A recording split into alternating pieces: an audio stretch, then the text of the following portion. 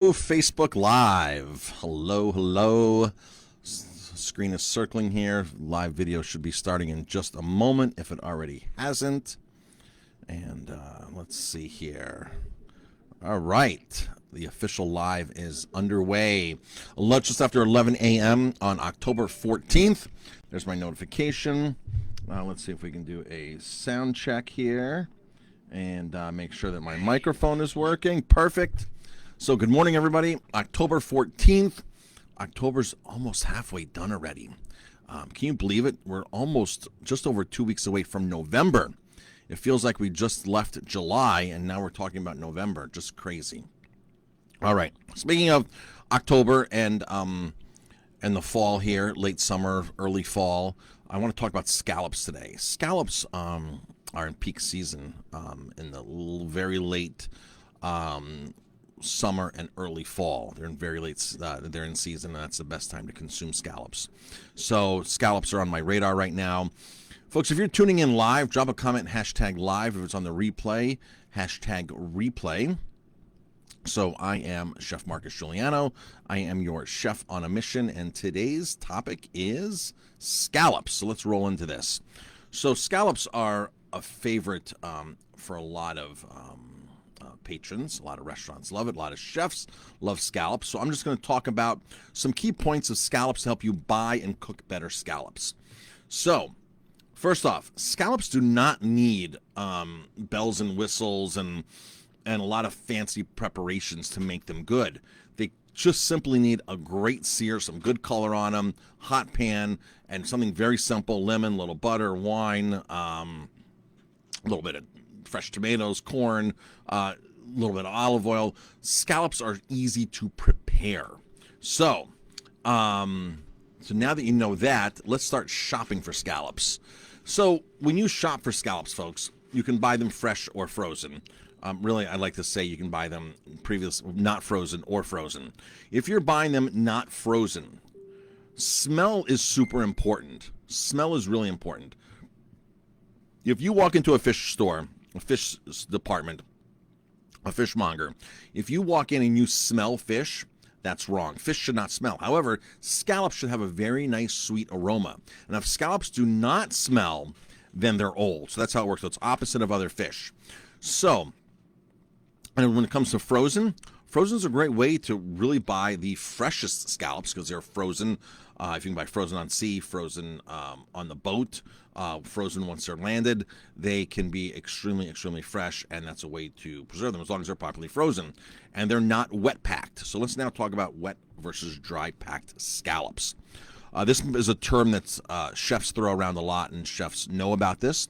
The average consumer does not know, and this is the biggest factor right here to buying a better scallop, choosing a wet versus a dry scallop. And when I say dry, I don't mean like a dried mushroom, like a dried porcini or a dried morel. I mean, typically, or literally, they take scallops and soak them in a sodium solution to make wet scallops. Now, there's an advantage to wet scallops for the person who's selling them or produce them. They're gaining more weight. Basically what they're doing is they're adding a sodium brine to the scallop. The scallop then absorbs weight, and then you're buying a scallop that looks big and beautiful, but as soon as you put it into a pan and sear it, that water evaporates and the scallop shrinks. And you're like, wow, that's like not the same scallop I bought. It's just like cooking a burger on the grill after and before. You see that there's a big difference. So a wet scallop will shrink, it will dilute the flavor, and it will have a little bit of saltiness to it from the sodium brine on there. So dry scallops are a far superior product. And dry scallops, just like they saw, have no soaking, no brine in them. They are dry. And you can actually take a bowl of wet scallops and a bowl of dry scallops and side by side, and you'll see after a few minutes the wet scallops will start to leach out some liquid, and you'll be like, oh, look at that, it's a little running, there's a little liquid in there. That's what that's from. That's one of the best ways besides the pan searing test to test that. So again, dry scallops do not contain any additives. They will not exude any water. Because of this, they are the preferred scallop of chefs and savvy home cooks. All right. And what's the difference between a base scallop and a sea scallop? And somebody just asked me this recently. So the base scallops are those tiny scallops. The sea scallops are the much bigger scallops. And somebody goes, well, isn't a bay scallop a baby sea scallop? And I actually had to think about this. And it took me, I knew it wasn't. And I was like, well, maybe it is. So I did a ton of research. And it's hard to find this anywhere. You just can't Google this and find it. But indeed, a bay scallop and a sea scallop are two totally different species of scallops. They're not the same scallop. A bay scallop is not a baby sea scallop. So sea scallops being the larger ones, you distinguish these by the two sizes, basically. Now, how about diver scallops?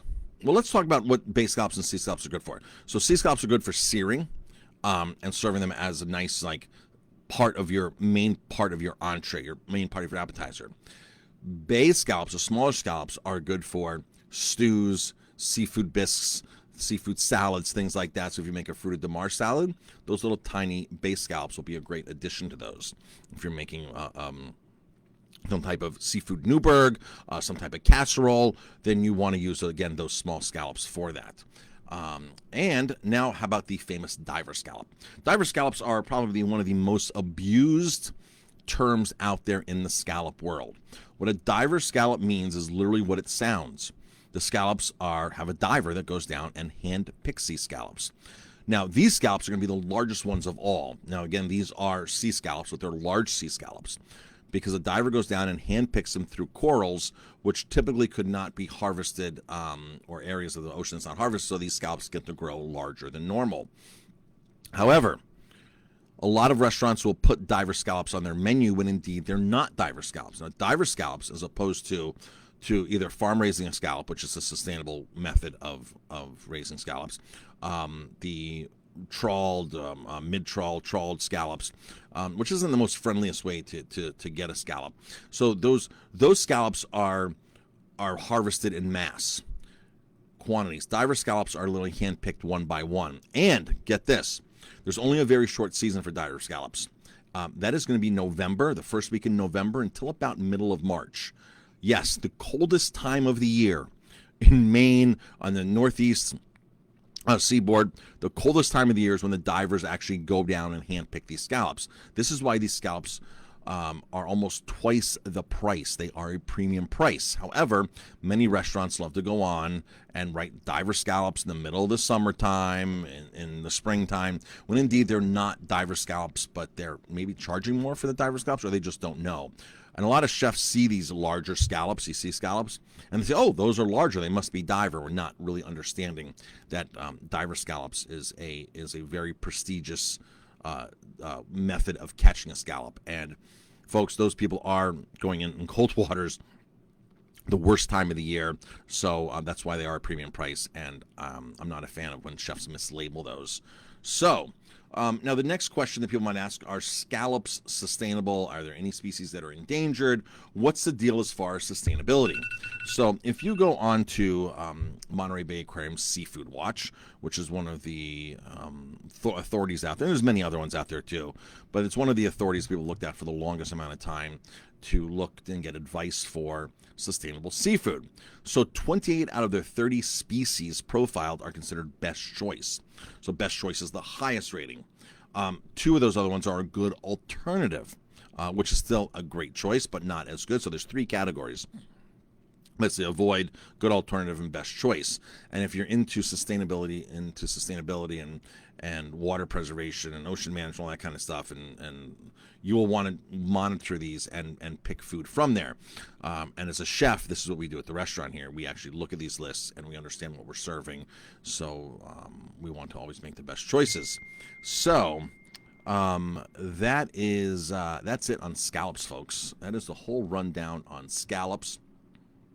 Hopefully that will help you buy scallops, cook scallops better, enjoy scallops better. Right now we have this, we had a scallop and corn risotto on the menu. We need to bring it back, which might come back here very soon. Right now we have a salmon and corn risotto on our menu, but we do have some scallops that we are planning on putting back on the menu here very, very soon, so stay tuned for that. It is Thursday night here at the restaurant, so Thursday night live jazz tonight. We're doing jazz outside in our garden. It's supposed to be a nice night tonight, so that's the plan. The band will be outside. John Simon and friends will be outside. Our $9.99 special this week is mahi mahi, also another very sustainable fish, very sustainable. So it's mahi mahi with a local roasted tomato salsa and organic brown rice. That is $9.99 to go. We also have that dish available in house, different price and slightly different portion size if you're dining in house for that. So that's why there's a different price on that. Let's see, Jamie, what else? Am I missing anything? We had a great wine dinner last week. This Monday night is our beer dinner. 4 beers and a dish for $29. 4 rare vintage barrel-aged beers for $29 this Monday night. Really a great deal. Anything else? Oh, we're just now announcing our Valle de Guadalupe group wine tour in Mexico. We are posting those dates today, so stay tuned for that. It's going to be in April. We have officially had to cancel or postpone our Apulia trip, our trip to Italy, to Apulia. And it's unfortunate, but just with all the travel restrictions, guidelines, mandates, it's tough to take groups overseas. It's much easier to take a group to Mexico. Jamie and I did that trip a couple weeks ago, and we had a fantastic time. And it was very easy to get in and out of Mexico through San Diego, through San Ysidro, through Border Patrol there, back and forth. And Mexican wine country is amazing. It is to die for. We had a great time. We are actually going to go back in December and make sure that we didn't miss anything. But that trip is going to be officially announced. There will be an early bird special on that, so that's the deal with that. It's going to be an all-inclusive. You get to San Diego, and it's going to be all-inclusive from San Diego into the Guadalupe Valley, which is only an hour and a half away, and it's Mexico's most famous wine country. Mexico's been making wine much longer than the United States. First winery in Mexico, oldest winery in North America is in Mexico. 1597, Cortez and the missionaries came in and spread the Spanish wine culture all throughout Mexico, every part of Mexico. And northern Baja is really where the wines have proliferated and become very famous, and that's the wine region there. So that's it, folks. Have a great day. Thank you for tuning in. Appreciate it, and we'll talk to you later.